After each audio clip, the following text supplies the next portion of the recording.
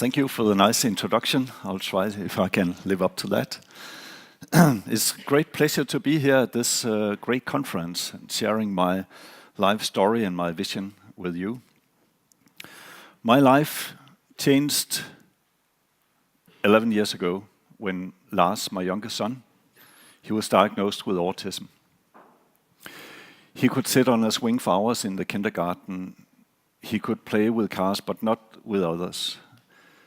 And that was a real problem because the people in the kindergarten, their job is to make all these kids fit into our society, which in Denmark is very much based on the social skills.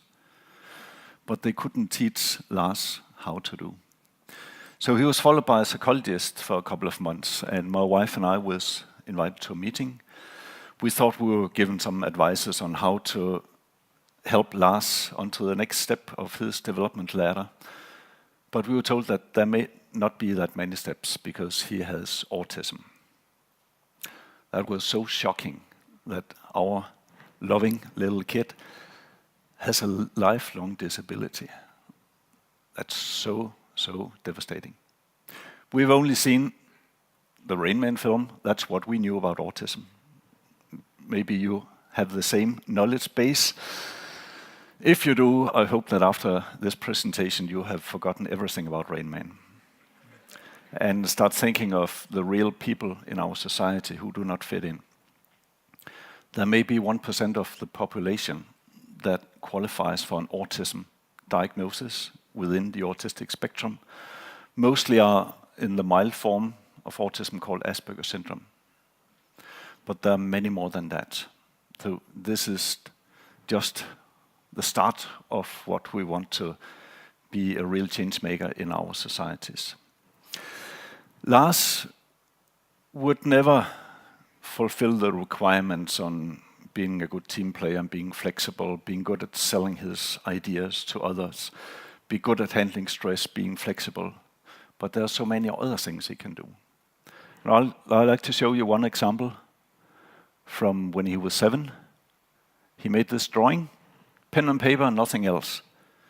I don't know if any of you can see what that could be. Europe?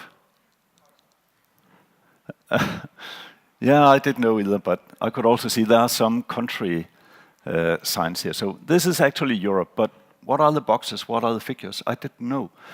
But then I remember that while we've been driving around on vacation tour in Germany last summer, he had been reading the European Book of Maps. I found that on the shelf, and this is page 1 in the book. So here you can see on which page in the book you can find a map of Germany or Oslo or whatever. I think that's amazing, and I've tried to see if I could find any faults, but the figures he drew are exactly the same as on the page 1. I have the originals. You're welcome. I would like to offer 1 Norwegian kroner for every fault you can find. But it's so sad as a parent and as a society like the Danish that he'll never get a job. He will have a really hard time getting through his education because everyone has to be good at working in teams. And if you get an education and you go to a job meeting, you'll be asked, are you a good team player? Are you flexible? Are you good at handling stress? Do you love to take on new challenges? And these people are honest people, they say no. And they never get to the stage where they can then tell about what they're good at. And somehow we have drifted our society into some paradigm. And my question is, why? Why do everyone have to fit in? There should be room for those who can contribute and who want to contribute and can provide so much value for our society. You did pretty good with the first exercise, so here's another one. What is this? Dandelion. The precise answer is this is Taraxacum officinale.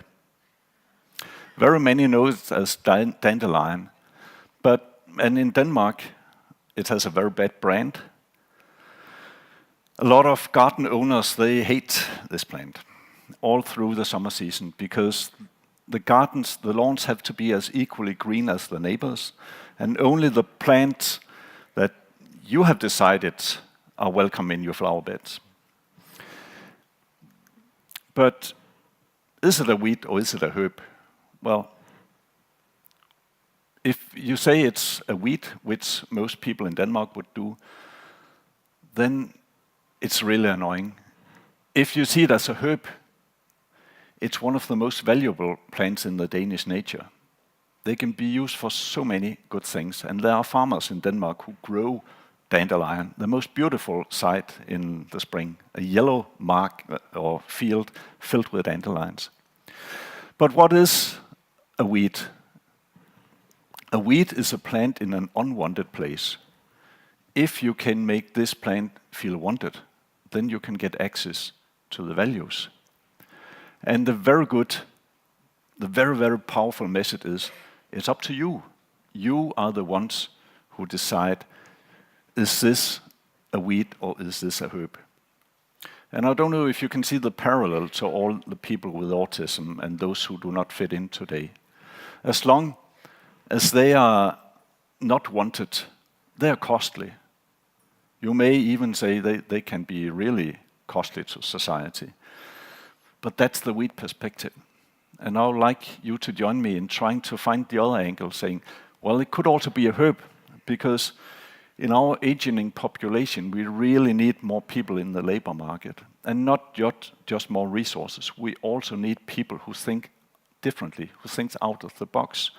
When everything can be copied cheaper somewhere in the world, we have to be the best at diversity, being able to get the most out of that we're all different.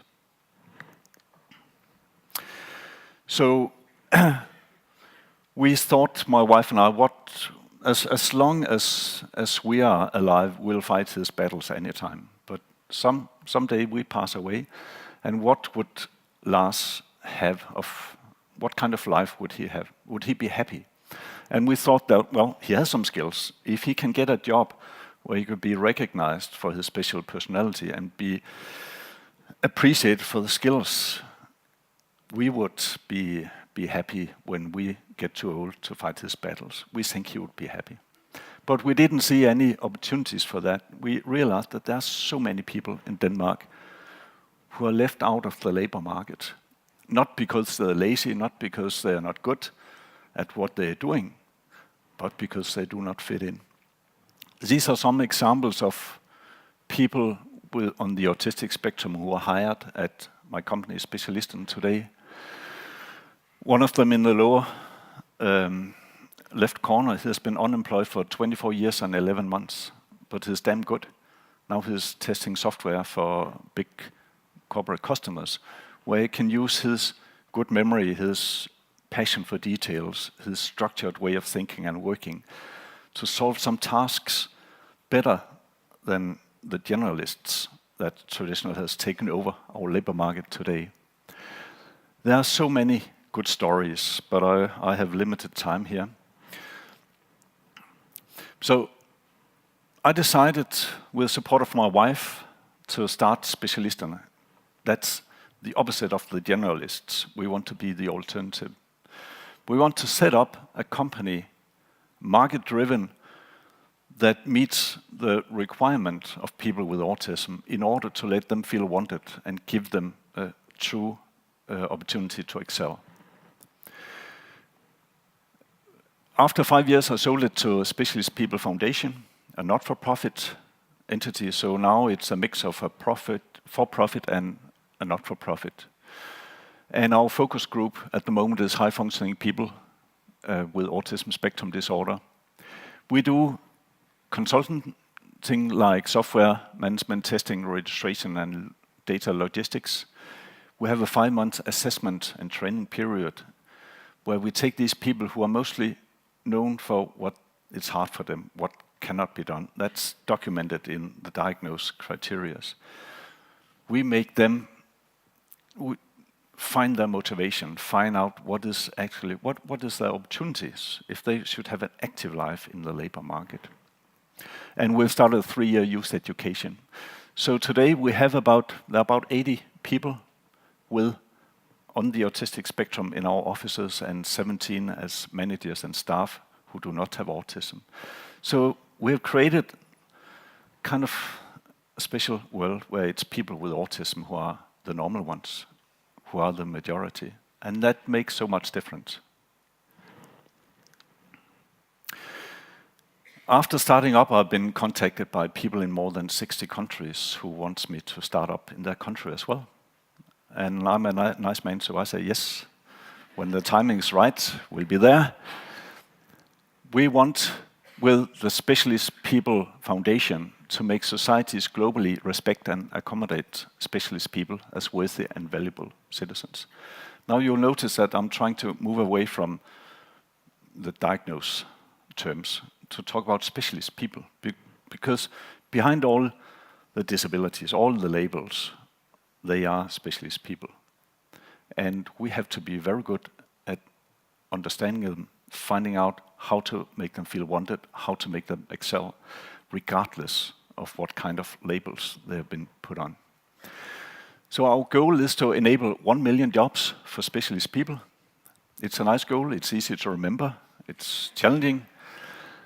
And our mission is to make specialist people feel wanted and let them excel based on the values, respect, accommodation, clarity, and accessibility. Our strategy is to grow an organizational capacity for the foundation. Today we are 4. We'd like to expand that.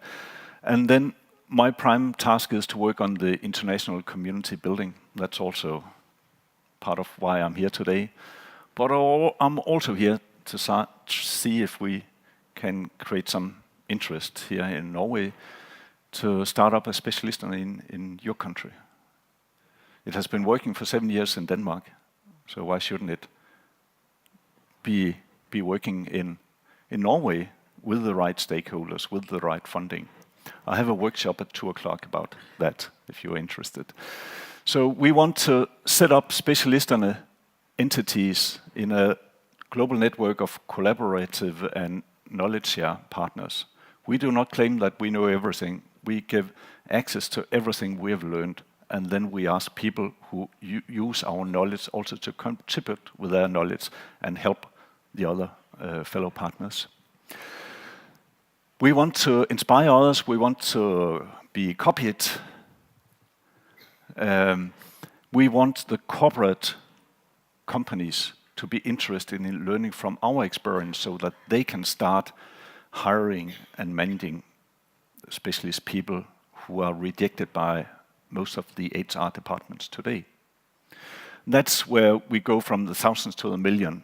When we can mainstream employment of specialist people, then we go away from building bridges to remove the divide between the specialist people and the labor market. Thank you.